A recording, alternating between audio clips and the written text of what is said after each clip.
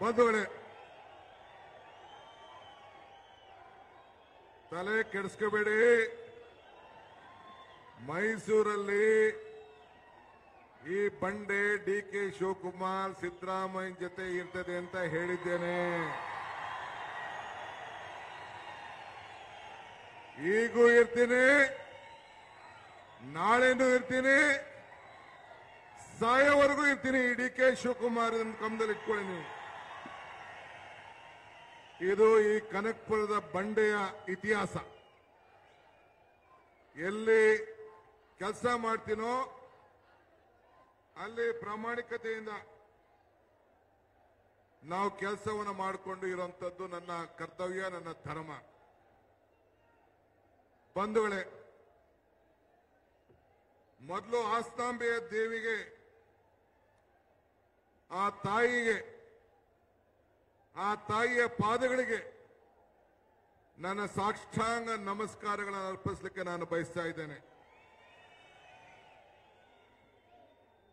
ನಾನು ಯಾವಾಗಲೂ ಒಂದು ಮಾತು ಹೇಳ್ತಾ ಇರ್ತೀನಿ, ಕಾಂಗ್ರೆಸ್ ಶಕ್ತಿ ಈ ದೇಶದ ಶಕ್ತಿ, ಕಾಂಗ್ರೆಸ್ ಇತಿಹಾಸ ಈ ದೇಶದ ಇತಿಹಾಸ. ಕಾಂಗ್ರೆಸ್ ಅಧಿಕಾರಕ್ಕೆ ಬಂದ್ರೆ ಎಲ್ಲ ವರ್ಗದ ಜನರ ಅಧಿಕಾರಕ್ಕೆ ಬಂದಂಗೆ ಅಂತ ಒಂದು ಮಾತು ಹೇಳ್ತಾ ಇರ್ತೀನಿ. ಇವತ್ತು 25 ವರ್ಷದ ನಂತರ ಈ ಹಾಸನದ ಮಹಾಜನತೆ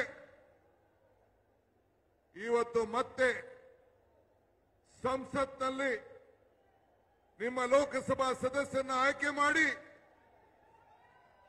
ಈ ಒಂದು ದೇಶಕ್ಕೆ, ಈ ಜಿಲ್ಲೆಯಲ್ಲಿ ಆಗ್ತಾ ಇರುವಂತ ಅನ್ಯಾಯದ ವಿರುದ್ಧ ಆಕ್ರೋಶಗೊಂಡು ನೊಂದ ತಾಯಂದಿರಿಗೆ ರಕ್ಷಣೆ ಕೊಡಲು ನಮ್ಮ ಶ್ರೇಯಸ್ ಪಟೇಲ್ ಅವ್ರನ್ನ ಆಯ್ಕೆ ಮಾಡೋದಕ್ಕೆ ನಿಮ್ಮೆಲ್ಲರೂ ಕೂಡ ಒಂದು ಕೋಟಿ ನಮಸ್ಕಾರಗಳ ಅರ್ಪಿಸಲಿಕ್ಕೆ ನಾನು ಬಯಸ್ತಾ ಇದ್ದೇನೆ. ಇವತ್ತು ಸರ್ಕಾರದ ಶಕ್ತಿ 108, 5 ಗ್ಯಾರಂಟಿಗಳು ಪರ್ಮನೆಂಟ್, 228ರಲ್ಲಿ ನಾವೇ ಅಧಿಕಾರಕ್ಕೆ ಬರೋದು ಪರ್ಮನೆಂಟ್. ಇದನ್ನ ಯಾರು ಕೂಡ ಬದಲಾವಣೆ ಮಾಡಲಿಕ್ಕೆ ಸಾಧ್ಯ ಇಲ್ಲ. ಜೆಡಿಎಸ್ ಮತ್ತು ಬಿಜೆಪಿಯ ಸುಳ್ಳು ಮಾಲೆಗಳು ಈಗಾಗಲೇ ಸಂಡೂರು, ಶಿಗ್ಗಾವಿ ಮತ್ತು ಚನ್ನಪಟ್ಟಣದಲ್ಲಿ ಉತ್ತರವನ್ನು ಕೊಟ್ಟು 5 ಗ್ಯಾರಂಟಿಗಳು ಸೇರಿ ಅದಕ್ಕೆ ಉತ್ತರವನ್ನು ಕೊಟ್ಟಿದೆ ಅನ್ನೋದನ್ನ ನಾನೇನು ಹೇಳಬೇಕಾದಿಲ್ಲ. ಚುನಾವಣಾ ಸಂದರ್ಭದಲ್ಲಿ ಒಂದು ಮಾತು ಹೇಳಿದ್ದೆ, ಕಮಲ ಕೆರೆಯಲ್ಲಿದ್ದರೆ ಚಂದ, ತೆನೆ ಹೊಲದಲ್ಲಿದ್ದರೆ ಚಂದ, ಈ ದಾನ ಧರ್ಮ ಮಾಡುವ ಕೈ ಅಧಿಕಾರದಲ್ಲಿದ್ದರೆ ಮಾತ್ರ ಚಂದ ಅಂತ ಹೇಳಿದ್ದೆ. ಈ ದಾನ ಧರ್ಮ ಮಾಡುವ ಕೈ ಅಧಿಕಾರದಲ್ಲಿದ್ದಕ್ಕೆ ಇವತ್ತು ಬಡವರ ಕಲ್ಯಾಣಕ್ಕೋಸ್ಕರ, ಬಡವರಿಗೆ ಶಕ್ತಿ ತುಂಬಿ, ಆರ್ಥಿಕವಾದಂತ ಶಕ್ತಿ ತುಂಬಿ, ಬೆಲೆ ಏರಿಕೆಯಿಂದ ತತ್ತರಿಸಿದ್ದಂತ ಸಮಾಜಕ್ಕೆ ಧೈರ್ಯವನ್ನು ಕೊಟ್ಟು ಇವತ್ತು ಜನರ ಕಲ್ಯಾಣ ಸಂಕಲ್ಪವನ್ನು ಮಾಡಿ ನಮ್ಮ ಸ್ವಾಭಿಮಾನಿಯ ಸ್ನೇಹಿತರುಗಳು ನಾವೆಲ್ಲ ಸೇರಿ ಈ ರಾಜ್ಯಕ್ಕೆ ಒಂದು ಸಂದೇಶವನ್ನು ಕೊಟ್ಟು ರಾಮನಗರದಲ್ಲಿ 4 ಗೆದ್ದಿದ್ದೇವೆ,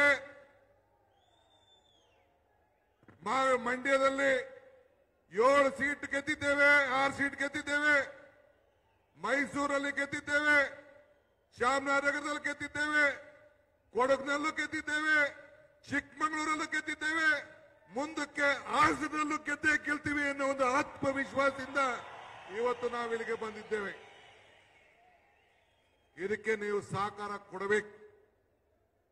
ನಮಗೆ ಈ ಹಾಸನದ ಇತಿಹಾಸ ನೋಡಿದ್ರೆ ನನಗೆ ಬಹಳ ನೋವಾಗ್ತದೆ, ಕ್ಷಮಿಸಬೇಕು.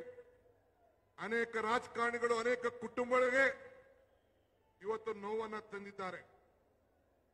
ಹೆಣ್ಣು ಮಕ್ಕಳ ಗೋಳು ಆ ತಾಯಿಯ ಹಸ್ತಾಂಬೆ ರಕ್ಷಣೆ ಮಾಡಲಿ ಅಂತ ಹೇಳಿ ನಾನು ಆ ತಾಯಿಯಲ್ಲಿ ನಿಮ್ಮೆಲ್ಲರ ಪರವಾಗಿ ನಾನು ಪ್ರಾರ್ಥನೆ ಮಾಡ್ತಾ ಇದ್ದೇನೆ. ಆ ತಾಯಂದಿರ ಸ್ವಾಭಿಮಾನ ಉಳಿಸಬೇಕು ಅಂತಾನೆ ಇಲ್ಲಿ ಸ್ವಾಭಿಮಾನ ಸಮಾವೇಶವನ್ನ ನಾವಿಲ್ಲಿ ಹಮ್ಮಿಕೊಂಡಿದ್ದೇವೆ. ಇದನ್ನು ತಾವೆಲ್ಲ ಗಮನದಲ್ಲಿ ಇಟ್ಕೊಳ್ಬೇಕು. ನಾನು ಇದ್ರ ಬಗ್ಗೆ ಹೆಚ್ಚಿಗೆ ಮಾತಾಡಕ್ಕೆ ನಾನು ಹೋಗೋದಿಲ್ಲ. ತಮ್ಗೆ ಹೇಳದಿಷ್ಟೇ, ಇದು ಹಾಸನದ ದೊಡ್ಡ ಇತಿಹಾಸ. ಎಲ್ಲ ಮಾಧ್ಯಮದಲ್ಲೆಲ್ಲ ಗೌಡ್ರುಗಳ ನಾಡಿನಲ್ಲಿ ಇವತ್ತು ಹೋಗಿ ಕಾಳೆ ಆಗ್ತಾ ಇದೆ ಅಂತೇಳಿ ಮಾಧ್ಯಮದವರು ಬರೆದಿದ್ದಾರೆ. ನಾನು ಎಲ್ಲ ಮಾಧ್ಯಮದ ಸ್ನೇಹಿತರುಗಳ ಕೇಳಲಿಕ್ಕೆ ನಾನು ಬಯಸ್ತಾ ಇದ್ದೇನೆ. ನಿಜ, ಈ ದೇಶದಲ್ಲಿ ಕಾಂಗ್ರೆಸ್ ಪಕ್ಷ ಬೆಂಬಲಿಸಿ ಮಾನ್ಯ ಶ್ರೀ ದೇವೇಗೌಡರಿಗೆ ಈ ದೇಶದ ಪ್ರಧಾನಮಂತ್ರಿ ಮಾಡಿತು. ಈ ದೇಶದಲ್ಲಿ ಬಿಜೆಪಿ ಬೆಂಬಲಿಸಿ ಕುಮಾರಸ್ವಾಮಿ ಅವರಿಗೆ 20 ತಿಂಗಳ ಕಾಲ ಮುಖ್ಯಮಂತ್ರಿಯನ್ನು ಮಾಡಿತು. ನಾವು ಬಿಜೆಪಿನ ದೂರ ಇಡಬೇಕು ಅಂತೇಳಿ 14 ತಿಂಗಳ ಕಾಲ ಕುಮಾರಸ್ವಾಮಿ ಅವರನ್ನ ಈ ರಾಜ್ಯದ ಮುಖ್ಯಮಂತ್ರಿಯಾಗಿ ಕಾಂಗ್ರೆಸ್ ಪಕ್ಷ ಕೂಡ ಮಾಡಿತು. ಆದರೆ ಒಂದು ಈ ಸಂದರ್ಭದಲ್ಲಿ ಚನ್ನಪಟ್ಟಣ ಎಲೆಕ್ಷನ್ ಅಲ್ಲಿ ಮತ್ತು ಶಿಗ್ಗಾವಿ ಎಲೆಕ್ಷನ್ ಅಲ್ಲಿ ಕೆಲವು ಪ್ರಶ್ನೆಗಳನ್ನ ಜನರ ಮುಂದೆ ನಾವು ಇಟ್ಟಿದ್ದು.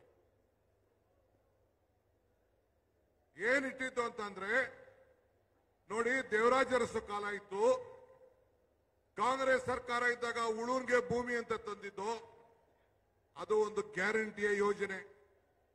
ಇಂದಿರಾ ಗಾಂಧಿ ಅವರ ಕಾಲ ಇತ್ತು, 20 ಅಂಶದ ಕಾರ್ಯಕ್ರಮವನ್ನು ತಂದು ರಾಷ್ಟ್ರ ಬ್ಯಾಂಕಿನ ರಾಷ್ಟ್ರೀಕರಣ ಕಾರ್ಯಕ್ರಮ ಅಂತ ಇತ್ತು, ಪೆನ್ಷನ್ ಇತ್ತು, ಅಂಗನವಾಡಿ ಅಂತ ಇತ್ತು. ಅವೆಲ್ಲ ಕಾಂಗ್ರೆಸ್ ಗ್ಯಾರಂಟಿಯ ಕಾರ್ಯಕ್ರಮ ಅಂತ ಹೇಳಿದ್ದದ್ದು.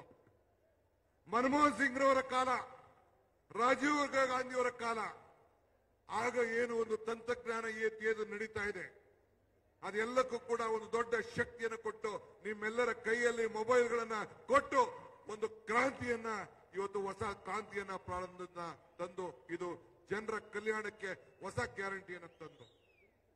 ಮನಮೋಹನ್ ಸಿಂಗ್ ಅವರ ಕಾಲದಲ್ಲಿ, ಸೋನಿಯಾ ಗಾಂಧಿ ಅವರ ನಾಯಕತ್ವದಲ್ಲಿ ಇವತ್ತು ಆಹಾರ ಬದ್ಧತೆ ಕಾಯ್ದೆ ತೆಗೆದುಕೊಂಡು ಬಂದು, ವಿದ್ಯಾ ಕ್ಷೇತ್ರದಲ್ಲಿ ಎಲ್ಲರಿಗೂ ಕೂಡ ವಿದ್ಯೆಯನ್ನು ಕೊಡಬೇಕು ಅಂತೇಳಿ ಕಾಯ್ದೆಯನ್ನು ತೆಗೆದುಕೊಂಡು ಬಂದು, ಆಹಾರ ಬದ್ಧತೆ ಕಾಯ್ದೆ, ವಿದ್ಯಾ ಕ್ಷೇತ್ರದಲ್ಲಿ ಕಾಯ್ದೆ, ಎಲ್ಲರಿಗೂ ವಿದ್ಯಾ ಹಕ್ಕು ಮತ್ತು ಇವತ್ತು ಉದ್ಯೋಗ ಖಾತ್ರಿ ಯೋಜನೆಯನ್ನು ತೆಗೆದುಕೊಂಡು ಬಂದು ಉದ್ಯೋಗ ಗ್ಯಾರಂಟಿ ಯೋಜನೆ ತೆಗೆದುಕೊಂಡು ಬಂದು. ಇದು ಕಾಂಗ್ರೆಸ್ ಪಕ್ಷದ ಗ್ಯಾರಂಟಿ, ಆಗಿನ ಕಾಲದ ಗ್ಯಾರಂಟಿ. ಮೊನ್ನೆ ಮುಖ್ಯಮಂತ್ರಿಗಳಂತ ಸಿದ್ದರಾಮಯ್ಯನವರು ಬಸವಣ್ಣನ ಹುಟ್ಟಿದ ದಿನ ಅಧಿಕಾರವನ್ನು ತೆಗೆದುಕೊಂಡ್ರು. 2013ರಲ್ಲಿ ತೆಗೆದುಕೊಂಡಂತ ಮೊದಲನೇ ದಿನ ಆಹಾರ ಬದ್ಧತೆ ಕಾಯ್ದೆಯನ್ನು ಗಮನದಲ್ಲಿಟ್ಟುಕೊಂಡು ಎಲ್ಲರಿಗೂ ಕೂಡ ಅನ್ನ ಭಾಗ್ಯವನ್ನ ಕೊಟ್ಟದ್ದನ್ನ ಯಾರು ಕೂಡ ಮರೆಯಲಿಕ್ಕೆ ಸಾಧ್ಯ ಇಲ್ಲ. ಅದಾದ್ಮೇಲೆ ಕ್ಷೀರ ಭಾಗ್ಯ ರೈತರಿಗೋಸ್ಕರ ಯಶಸ್ವಿನಿ, ಹೀಗೆ 16 ಕಾರ್ಯಕ್ರಮಗಳು ಕೊಟ್ಟು ಭಾಗ್ಯಗಳ ಸರ್ದಾರ ಅಂತೇಳಿ ಅನ್ಸ್ಕೊಂಡ್ರು. ಎಸ್.ಎಂ. ಕೃಷ್ಣರವರು ಮುಖ್ಯಮಂತ್ರಿ ಆಗಿದ್ರು ಕಾಂಗ್ರೆಸ್ನಿಂದ, ವೀರಪ್ಪ ಮೊಯ್ಲಿ ಮುಖ್ಯಮಂತ್ರಿ ಆಗಿದ್ರು, ಸಿಟಿ ತೆಗೆದುಕೊಂಡು ಬಂದ್ರು. ಎಸ್.ಎಂ. ಕೃಷ್ಣ ಬಿಸಿ ಊಟ ತಂದ್ರು, ಶ್ರೀ ಶಕ್ತಿ ಸಂಘಗಳನ್ನ ತಂದ್ರು, ಐಟಿ-ಬಿಟಿ ಕ್ಷೇತ್ರಕ್ಕೆ ಬೆಂಗಳೂರನ್ನ ಅಂತಾರಾಷ್ಟ್ರೀಯ ಮಟ್ಟಕ್ಕೆ ತೆಗೆದುಕೊಂಡು ಬಂದ್ರು. ಇದೆಲ್ಲ ಸಾಧನೆಗಳು. ಅದಾದ್ಮೇಲೆ ಸಿದ್ದರಾಮಯ್ಯನವರ ಮುಖಂಡತ್ವ, ನನ್ನ ಅಧ್ಯಕ್ಷತೆಯಲ್ಲಿ ಕಾಂಗ್ರೆಸ್ ಸರ್ಕಾರ ಬಂತು. ಈ 5 ಗ್ಯಾರಂಟಿಗಳನ್ನು ತಂದು ಕೊಟ್ಟಿದ್ದೇವೆ. ನಾನು ಕುಮಾರಸ್ವಾಮಿ ಅವರೇ, ಗೌರವಾನ್ವಿತ ದೇವೇಗೌಡ್ರೆ, ಕಣ್ಣೀರು ಹಾಕ್ತಿದ್ರಿ ಬಂದು ಚನ್ನಪಟ್ಟಣಕ್ಕೆ, ಎಲೆಕ್ಷನ್ ಟೈಮಲ್ಲಿ ಕಣ್ಣೀರು ಹಾಕ್ತಿದ್ರಿ. ನಾನು ನಿಮ್ಮ ಸಾಕ್ಷಿ ಗುಡ್ಡೆ ಏನು ಅಂತ ಕೇಳಕ್ಕೆ, ನಿಮ್ಮ ದೇವೇಗೌಡರ ಸಾಕ್ಷಿ ಗುಡ್ಡೆ ಈ ಹಾಸನದಲ್ಲಿ, ಈ ರಾಜ್ಯದಲ್ಲಿ ಏನು ಅಂತ ಕೇಳಲಿಕ್ಕೆ ನಾನು ಏನು ಅಂತ ನಿಮ್ಗೆ ಬಯಸ್ತಾ ಇದ್ದೀನಿ. ಅದಕ್ಕೆ ತಾವು ಉತ್ತರ ಕೊಡಬೇಕು ಅಂತ ನಾನು ಒತ್ತಾಯವನ್ನು ಮಾಡ್ತಾ ಇದ್ದೀನಿ. ನಾನು ಬೇರೆ ನಿಮ್ಮ ಸಂಸತ್ ಸದಸ್ಯರ ಬಗ್ಗೆ, ಮಾಜಿ ಸಂಸದರ ಬಗ್ಗೆ ನಾನು ಮಾತಾಡೋದಿಲ್ಲ. ಆ ಸಾಕ್ಷಿ ಗುಡ್ಡೆ ಬಗ್ಗೆ ನಾನು ಚರ್ಚೆ ಮಾಡಕ್ ಹೋಗುದಿಲ್ಲ, ಅಸಹ್ಯ ಆಗ್ತದೆ. ಆದ್ರೆ ನೀವು ಮಾಡಿದಂತ ಸಾಧನೆ ಗ್ಯಾರಂಟಿ ಏನು, ಅದಕ್ಕೆ ಇವತ್ತು ಈ ಜನ ಕಲ್ಯಾಣ ಕಾರ್ಯಕ್ರಮದಲ್ಲಿ, ಜನ ಕಲ್ಯಾಣ ಸಮಾವೇಶದಲ್ಲಿ ನಮ್ಮ ಕಾಂಗ್ರೆಸ್ ಪಕ್ಷದ ಇತಿಹಾಸ, ಕಾಂಗ್ರೆಸ್ ಪಕ್ಷದ ಶಕ್ತಿ, ಕಾಂಗ್ರೆಸ್ ಪಕ್ಷದ ಕಾರ್ಯಕ್ರಮ, ಇದನ್ನ ತಮ್ಮೆಲ್ಲರೂ ಕೂಡ ಚರ್ಚೆ ಮಾಡಲಿಕ್ಕೆ ನಾವೆಲ್ಲ ಇಲ್ಲಿಗೆ ಬಂದಿದ್ದೇವೆ. ಇವತ್ತು ಈ ದೇಶದಲ್ಲಿ ಇವತ್ತು ತಾವೆಲ್ಲ ಗಮನಿಸಿದ್ದೀರಿ, ನಾವು ಬದುಕಿನ ಮೇಲೆ ರಾಜಕಾರಣವನ್ನು ನಾವು ಮಾಡ್ತಾ ಇದ್ದೇವೆ. ನಾವು ಯಾವತ್ತೂ ಕೂಡ ಭಾವನೆ ಮೇಲೆ ನಾವು ರಾಜಕಾರಣ ಮಾಡುವುದಿಲ್ಲ, ಧರ್ಮಗಳ ಮೇಲೆ ರಾಜಕಾರಣ ಮಾಡುವುದಿಲ್ಲ. ನಿಮ್ಮೆಲ್ಲರ ಬದುಕಿನ ಮೇಲೆ ನಾವು ರಾಜಕಾರಣ ಮಾಡ್ತೇವೆ. ನಮ್ಮ ಅಧಿಕಾರ ಇವತ್ತೇನಿದೆಯಲ್ಲ ಇದು ನಶ್ವರ. ಆದರೆ ನಮ್ಮ ಸಾಧನೆಗಳು, ಕಾಂಗ್ರೆಸ್ ಪಕ್ಷದ ಸಾಧನೆಗಳು ಅಜಾಮರ. ನಾವೆಷ್ಟೇ ಅಧಿಕಾರದಲ್ಲಿದ್ರು ಕೂಡ, ಏನೇ ಸಾಧನೆ ಮಾಡಿದ್ರು ಕೂಡ ಕೊನೆಗೆ ಮತದಾರನ್ನೇ ಈಶ್ವರ ಅಂತೇಳಿ ನಿಮ್ಮಲ್ಲಿ ನಂಬಿ ನಿಮ್ಗೆಲ್ಲ ಕೃತಜ್ಞತೆಯನ್ನು ಸಲ್ಲಿಸಬೇಕು ಅಂತೇಳಿ ನಿಮ್ಮ ಮುಂದೆ ನಾವಿಲ್ಲಿ ಕೂತಿದ್ದೇವೆ. ಇದು ಜನ ಕಲ್ಯಾಣ, ಕೇವಲ ಜನ ಕಲ್ಯಾಣದ ಸಮಾವೇಶ ಮಾತ್ರ ಅಲ್ಲ, ಇದು ಗ್ಯಾರಂಟಿಗಳ ಗೆಲುವಿನ ನಂಬಿಕೆಯ ಸಮಾವೇಶ ಅಂತ ಹೇಳಲಿಕ್ಕೆ ನನಗೆ ಬಹಳ ಸಂತೋಷ ಆಗ್ತದೆ. ಆದ್ರಿಂದ ನಾನು ಕೇಳೋದಿಷ್ಟೇ, ಇವತ್ತು ಬಿಜೆಪಿಯ ನಮ್ಮ ವಿರೋಧ ಪಕ್ಷದ ನಾಯಕ, ಬಿಜೆಪಿಯ ವಿರೋಧ ಪಕ್ಷದ ನಾಯಕರು, ಅಧ್ಯಕ್ಷ ನಮ್ಮ ವಿಜೇಂದ್ರ ಇಬ್ರು ಸೇರಿ ನಿಮ್ಮ ಕುತಂತ್ರ ಅವರಿಬ್ರಿಗೆ ಹೇಳಲಿಕ್ಕೆ ನಾನು ಬಯಸ್ತಾ ಇದ್ದೇನೆ. ನಿಮ್ಮ ತಂತ್ರ ಕುತಂತ್ರ ನಡೆಯಲಿಲ್ಲ. ನಿಮ್ಮ ಕುತಂತ್ರಕ್ಕೆ ಕಾಂಗ್ರೆಸ್ ಜನತಂತ್ರ ಜನಶಕ್ತಿ ಈಗಾಗಲೇ ಉತ್ತರವನ್ನ ಕೊಟ್ಟಿದೆ. ಬರೀ ಚನ್ನಪಟ್ಟಣ ಒಂದೇ ಅಲ್ಲ, ಕಲ್ಯಾಣ ಕರ್ನಾಟಕದ ಸಂಡೂರಿನಲ್ಲಿ ಉತ್ತರ ಕೊಟ್ಟಿದೆ. ಮತ್ತೊಬ್ಬ ಮುಖ್ಯಮಂತ್ರಿ ಮಗ ಬೊಮ್ಮಾಯಿಯವರ ಸುಪುತ್ರರಿಗೆ, ನಿಮ್ಮ ಬಿಜೆಪಿಗೆ ಅಲ್ಲಿ ಶಿಗ್ಗಾಂವ್ನಲ್ಲಿ ಉತ್ತರ ಕೊಟ್ಟಿದೆ. ತಂದೆ ತಾತ ಪ್ರಧಾನಮಂತ್ರಿ, ಮಗ ಮುಖ್ಯಮಂತ್ರಿ. ನಿಮ್ಮ ಕ್ಷೇತ್ರದಲ್ಲೇ ಇವತ್ತು ಚನ್ನಪಟ್ಟಣದಲ್ಲಿ ಜನ ನಿಮ್ಮನ್ನ ಒಪ್ಪಿಲ್ಲ. ಈ ರಾಜ್ಯದಲ್ಲಿ ಮತ್ತೆ ಒಪ್ಪಲಿಕ್ಕೆ ಸಾಧ್ಯ ಇಲ್ಲ. ಚುನಾವಣಾ ಸಂದರ್ಭದಲ್ಲಿ ಕುಮಾರಸ್ವಾಮಿ, ದೇವೇಗೌಡರು ಬಂದು ಏನ್ ಹೇಳಿದ್ರು? ಈ ಸರ್ಕಾರನ 6 ತಿಂಗಳಲ್ಲಿ ಕಿತ್ತಾಕ್ಬಿಡ್ತೀನಿ ಅಂತ ಹೇಳಿದ್ರು. ದೇವೇಗೌಡರು ಹೇಳಿದ್ರು, ನಾವು ಬಿಜೆಪಿ ಇಬ್ರು ಸೇರಿ ಈ ಸರ್ಕಾರನ ಕಿತ್ತೆಸಿತೀನಿ ಅಂತಂದ್ರು. ದೇವೇಗೌಡ್ರೆ, ಹಾಸನದಲ್ಲಿ ಬೆಳೆಯುವಂತ ಆಲೂಗೆಡ್ಡೆ ಗಿಡ ಅಲ್ಲ, ಇಲ್ಲ ಅಂದ್ರೆ ಕಡ್ಲೆಕಾಯಿ ಗಿಡ ಅಲ್ಲ ಕಿತ್ತಾಕಕ್ಕೆ. 138 ಶಾಸಕರಂತ ಜನಬೆಂಬಲದ ಇದೊಂದು ಸರ್ಕಾರ, ಜನಬೆಂಬಲದ ಸರ್ಕಾರ. ನಿಮ್ಮ ಹಣೆಯಲ್ಲೂ ಬರ್ದಿಲ್ಲ. 228ಕ್ಕೆ ಇದೇ ಈ ಜನತೆಯ ಕಾಂಗ್ರೆಸ್ ಸರ್ಕಾರ ಈ ದೇಶದಲ್ಲಿ ಅಧಿಕಾರಕ್ಕಿರ್ತದೆ. ಇದನ್ನ ತಾವು ಗಮನದಲ್ಲಿ ಇಟ್ಕೊಳ್ಬೇಕು. ಈ ರಾಜ್ಯದಲ್ಲಿ ಅಧಿಕಾರಕ್ಕಿರ್ತದೆ, ತಾವು ಗಮನದಲ್ಲಿ ಇಟ್ಕೊಳ್ಬೇಕು. ಆದ್ರಿಂದ ತಾವು ಎಲ್ಲ ರೈತರ ಮಕ್ಕಳಿದ್ದೀರಿ. ಹಿಂದೆ ತಾವು ಗಮನಿಸಿದ್ದೀರಿ, ಇಲ್ಲೆಲ್ಲ ಬಹಳ ಜನ ಹಾಲನ್ನ ಹಾಕ್ತಾ ಇದ್ದೀರಿ. ಹಿಂದೆ ಏನಾಗಿತ್ತು? ಬಿಜೆಪಿ ಸರ್ಕಾರದಲ್ಲಿ ನಂದಿನಿ ಹಾಲು ಅಮೂಲ್ ಜೊತೆ ಮರ್ಜ್ ಆಗ್ಲಿಕ್ಕೆ ಹೊರಟಿತ್ತು.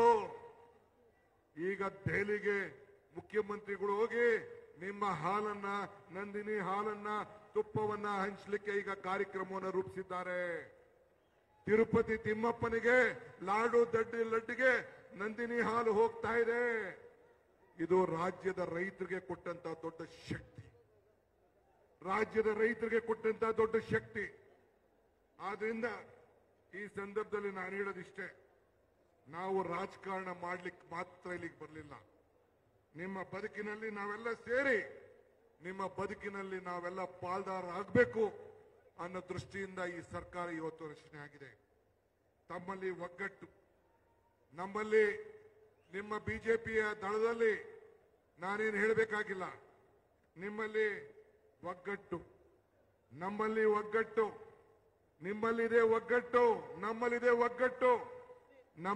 ನಿಮ್ಮಲ್ಲಿದೆ ಬಿಕ್ಕಟ್ಟು. ನಾವು ವಚನ ಪಾಲಕರು, ನಾವು ವಚನ ಭ್ರಷ್ಟರಲ್ಲ. ನಾವು ಇದು ತಾವು ಗಮನದಲ್ಲಿ ಇಟ್ಕೊಳ್ಬೇಕು.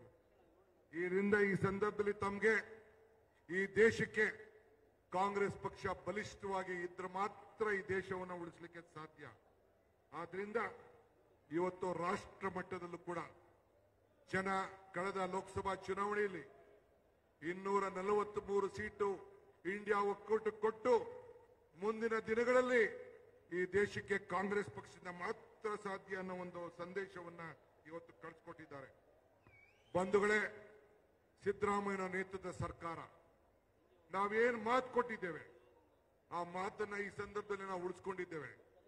ಇವತ್ತು ಅಭಿವೃದ್ಧಿಯ ಕಾರ್ಯದಲ್ಲಿ ಜನರ ಬದುಕಿನಲ್ಲಿ, ಪ್ರತಿಯೊಬ್ಬರ ಜನರ ಬದುಕಿನಲ್ಲಿ ಇವತ್ತು ನಾವೇನು ಗ್ಯಾರಂಟಿಗಳನ್ನು ನಾವು ಕೊಟ್ಟಿದ್ದೇವೆ, ಏನ್ ಮಾತು ಕೊಟ್ಟಿದ್ದೇವೆ, ಆ ಮಾತನ್ನ ಉಳಿಸ್ಕೊಂಡ್ರಿಂದ ಇಡೀ ದೇಶದಲ್ಲಿ ಮಹಾರಾಷ್ಟ್ರ, ಮಧ್ಯಪ್ರದೇಶ, ಬೇರೆ ಬೇರೆ ಬಿಜೆಪಿ ರಾಜ್ಯದ ಎಲ್ಲ ರಾಜ್ಯಗಳಲ್ಲೂ ಕೂಡ ಕರ್ನಾಟಕ ರಾಜ್ಯದವನ್ನ ಪಾಲನೆ ಮಾಡಿಕೊಂಡು ಇವತ್ತು ನಮ್ಮ ಜನರಲ್ ಸೆಕ್ರೆಟರಿ ಅವರು ಇಲ್ಲಿದ್ದಾರೆ, ನಮ್ಮ ಸುರ್ಜೇವಾಲಾ ಸಾಹೇಬರು, ರಾಹುಲ್ ಗಾಂಧಿ ಅವರು, ಮಲ್ಲಿಕಾರ್ಜುನ್ ಖರ್ಗೆ ಅವರು ನಮ್ಗೆ ಮಾರ್ಗದರ್ಶನ ಕೊಟ್ಟರು. ಇದು ಬದುಕಲ್ಲ. ಬದುಕಿನಲ್ಲಿ ನಾವು ಶಕ್ತಿಯನ್ನು ತುಂಬಬೇಕು. ಬೆಲೆ ಏರಿಕೆಯಿಂದ ಜನ ತತ್ತರಾಗ್ತಾ ಇದ್ದಾರೆ. ಇವತ್ತು ನೀವು 5 ಗ್ಯಾರಂಟಿಗಳನ್ನ ಕೊಡಬೇಕು ಅಂತೇಳಿ ನಮ್ಗೆ ಆದೇಶವನ್ನು ಕೊಟ್ಟದ್ರಿಂದ ಇವತ್ತು ನಾವು ನುಡಿದಂತ ನಡೆದಿದ್ದೇವೆ. ಬಸವಣ್ಣನ ನಾಡಿನಲ್ಲಿ ನಾವಿದ್ದೇವೆ. ಇದು ನಮ್ಮೆಲ್ಲರ ಶಕ್ತಿ. ಆದ್ರಿಂದ ತಮಗೆ ನಾನು ಕೇಳ್ಕೊಳ್ಳೋದಿಷ್ಟೇ, ಯಾವುದೇ ಕಾರ್ಯಕ್ರಮ ಕಾಂಗ್ರೆಸ್ ಸರ್ಕಾರ ಕೊಟ್ಟಾಗ ಇವತ್ತು ನಾವೆಲ್ಲ ಕೂಡ ಉಳಿಸ್ಕೊಂಡು ನಾವು ಬಂದಿದ್ದೇವೆ.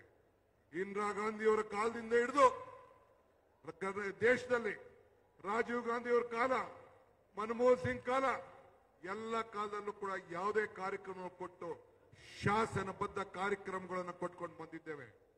ಇವತ್ತು ಬಾಬಾ ಸಾಹೇಬ್ ಅಂಬೇಡ್ಕರ್ ನಮ್ಮ ದೊಡ್ಡ ಶಕ್ತಿ. ನಾನು ಮೊನ್ನೆ ಒಂದು ಮಾತು ಹೇಳಿದೆ, ನಮ್ಮ ಸಂವಿಧಾನದ ದಿನದ ಆಚರಣೆಯಲ್ಲಿ ಇವತ್ತು ಎಷ್ಟೋ ವಿಗ್ರಹಗಳನ್ನು ನೋಡ್ತಾ ಇದ್ದೇವೆ, ಎಷ್ಟೋ ಶಿಲೆಗಳನ್ನು ನೋಡ್ತಾ ಇದ್ದೇವೆ. ಆದರೆ ಕಾಶ್ಮೀರದಿಂದ ಕನ್ಯಾಕುಮಾರಿವರೆಗೂ ಬಾಬಾ ಸಾಹೇಬ್ ಅಂಬೇಡ್ಕರ್ ಅವರು ಇಷ್ಟಿರುವಷ್ಟು ವಿಗ್ರಹಗಳು, ಮೂರ್ತಿಗಳು ಬೇರೆ ಯಾವುದೂ ಇಲ್ಲ. ಇದೊಂದು ಇತಿಹಾಸ ಪುಟಕ್ಕೆ ನಾವೆಲ್ಲ ಸೇರ್ಬೇಕಾಗಿದೆ. ಅವರ ಸಂವಿಧಾನವನ್ನ ನಾವು ರಕ್ಷಣೆ ಮಾಡಬೇಕಾಗಿದೆ. ಕಾಂಗ್ರೆಸ್ ಸರ್ಕಾರ ಕೊಟ್ಟಂತ ಸಂವಿಧಾನವನ್ನ ರಕ್ಷಣೆ ಮಾಡಬೇಕು ಅಂತೇಳಿ. ಹಂಗೆ ಇವತ್ತು ನಾವೆಲ್ಲ ಸ್ವಾಭಿಮಾನಿಗಳು. ಸ್ವಾಭಿಮಾನವನ್ನು ಉಳಿಸ್ಲಿಕ್ಕೆ, ಈ ಜಿಲ್ಲೆಯಲ್ಲಿ ಆಗ್ತಾ ಇರುವಂತ ಸ್ವಾಭಿಮಾನವನ್ನು ರಕ್ಷಣೆ ಮಾಡಲಿಕ್ಕೆ ಇವತ್ತು ನಾವೆಲ್ಲ ಇಲ್ಲಿಂದನೇ ಈ ಸ್ವಾಭಿಮಾನಿ ಯಾತ್ರೆ ಪ್ರಾರಂಭ ಆಗ್ಬೇಕು ಅಂತೇಳಿ, ಜನ ಕಲ್ಯಾಣ ಯಾತ್ರೆ ಆಗ್ಬೇಕು ಅಂತೇಳಿ ನಾವೆಲ್ಲ ಇಲ್ಲಿಗೆ ಬಂದು ಸೇರ್ತೇವೆ. ನಮ್ಮ ಗುರುಗಳು ನನಗೊಂದು ಹೇಳ್ಕೊಟ್ಟಿದ್ದಾರೆ, ಮಾನವ ತತ್ವಕ್ಕೆ ಜಯವಾಗಲಿ, ಮಾನವ ಧರ್ಮದಿಂದಲೇ ವಿಶ್ವಕ್ಕೆ ಶಾಂತಿ ಅಂತೇಳಿ ಎಲ್ಲ ಧರ್ಮಗಳು ಮಾನವನ ಧರ್ಮ ಜಯವಾಗಬೇಕು ಅನ್ನೋ ದೃಷ್ಟಿಯಿಂದ ಎಲ್ಲರೂ ಕೂಡ ಸಮಾನತೆಯಿಂದ ಪಾಲ್ಗೊಳ್ಳಬೇಕು ಅಂತೇಳಿ ಇವತ್ತು ಇಂಥ ಕಾರ್ಯಕ್ರಮಗಳನ್ನು ನಾವೆಲ್ಲ ರೂಪಿಸಿದ್ದೇವೆ.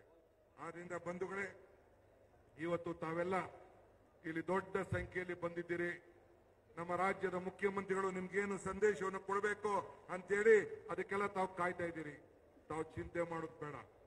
ಬಡವರಿಗೋಸ್ಕರ ಕೆಲಸ ಮಾಡ್ತಾ ಇದ್ದೇವೆ, ಪ್ರಾಮಾಣಿಕತೆಗೋಸ್ಕರ ಕೆಲಸ ಮಾಡ್ತಾ ಇದ್ದೇವೆ. ಒಗ್ಗಟ್ಟಿನ ಶಕ್ತಿ, ಒಗ್ಗಟ್ಟಿನ ಮಂತ್ರ.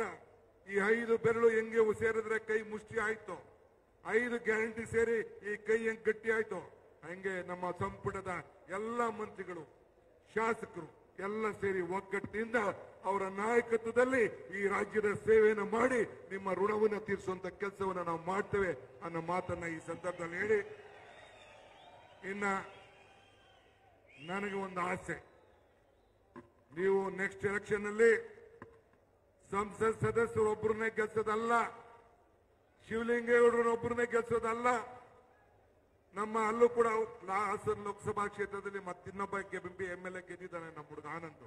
ಅದಲ್ಲ, ಇನ್ ಮುಂದಕ್ಕೆ ಇಲ್ಲಿರುವಂತ ಎಲ್ಲ 6 ಕ್ಷೇತ್ರದಲ್ಲೂ ಕೂಡ 7 ಕ್ಷೇತ್ರದಲ್ಲೂ ಕೂಡ ಕಾಂಗ್ರೆಸ್ ಅಭ್ಯರ್ಥಿಗಳನ್ನು ಗೆಲ್ಲಿಸಿ ವಿಧಾನಸೌಧಕ್ಕೆ ಕಳಿಸ್ಕೊಡ್ಬೇಕು ಅಂತ ಹೇಳ್ತಾ ಪ್ರಾರ್ಥಿಸಿ ನನ್ನ ಮಾತನ್ನು ಮುಗಿಸ್ತೇನೆ. ಜೈ ಹಿಂದ್, ಜೈ ಕರ್ನಾಟಕ ಮಾತು.